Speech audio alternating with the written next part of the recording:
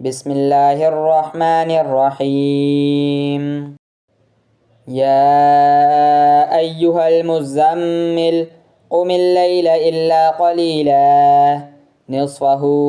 أو انقص منه قليلا أو زد عليه ورتل القرآن ترتيلا إنا سنلقي عليك قولا ثقيلا إن ناشئة الليل هي أشد وطئا وأقوم قيلا إن لك في النهار سبحا طويلا واذكر اسم ربك وتبتل إليه تبتيلا رب المشرق والمغرب لا إله إلا هو فاتخذه وكيلا واصبر على ما يقولون واهجرهم هجرا جميلا وذرني والمكذبين أولي النعمة ومهلهم قليلا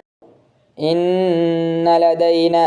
أنكالا وجحيما وطعاما ذا غصة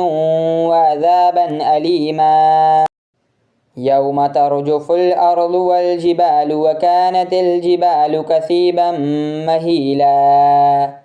إنا أرسلنا إليكم رسولا شاهدا عليكم كما أرسلنا إلى فرعون رسولا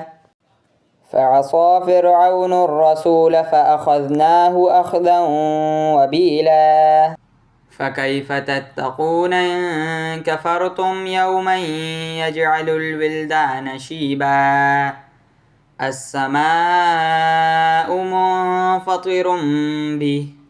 كان وعده مفعولا إن هذه تذكرة فمن شاء اتخذ إلى ربه سبيلا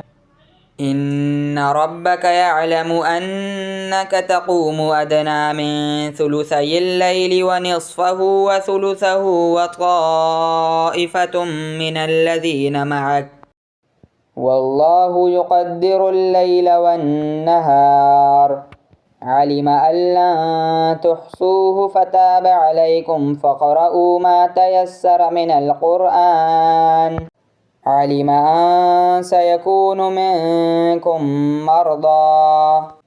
وآخرون يضربون في الأرض يبتغون من فضل الله وآخرون يقاتلون في سبيل الله فاقرؤوا ما تيسر منه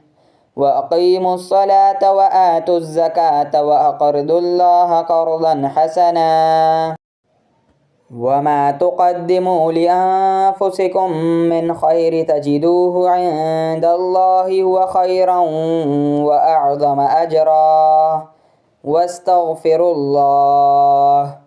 إن الله غفور رحيم.